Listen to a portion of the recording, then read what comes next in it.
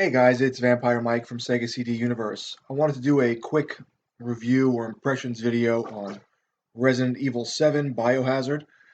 I'm not the biggest Resident Evil fan in the world. I really couldn't get past the tank controls in the first few games as like a kid, but I always kind of appreciated them and thought they were interesting.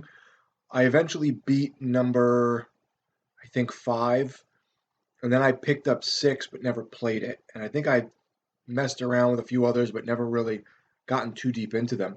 So I picked this one up because they changed the formula. The game is first person, and I heard a lot of things about it being similar to the Texas Chainsaw Massacre. So I picked up the game. It was $20 during the Black Friday event at GameStop, and overall, I really liked it. I actually like it better in first person than in third. I find it to be kind of creepier and a little more like claustrophobic in ways.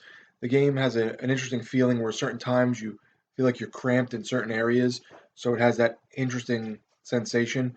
I know on the PS4 there's a virtual reality version, which I'm assuming is even better, or at least Shen Muso will tell me it's better. But yeah, because you have this like claustrophobic kind of closing in on you feeling. So the first half of the game, let's say, has a very Texas Chainsaw Massacre type of feeling. You're getting chased around by these lunatics. Um, they seem like they can't die, kind of. You're killing them over and over. You're finding like notes and interesting things in the house. And then the game takes more of a normal Resident Evil turn in terms of like viruses and mutations. Something like Fear, it even reminded me of in a way. And I know my few friends that have played it have also expressed that. I thought the graphics were really nice. I liked the immersion with the first person. I thought the sound effects were creepy, and you kind of kept you on the edge of your seat. I thought the story was good, but as I said, when they start going into the viruses and mutations and this and that and abilities, it sort of didn't do it for me. Though the little slight twist in the ending was interesting. Trying to think what else. I wouldn't say I really had any connections with any of the characters, though I did like the bad guys. I thought they were interesting. I thought that their mutations and forms they had that you would fight against were interesting. Very, very edge of your seat, like, am I going to make it out of here type of thing.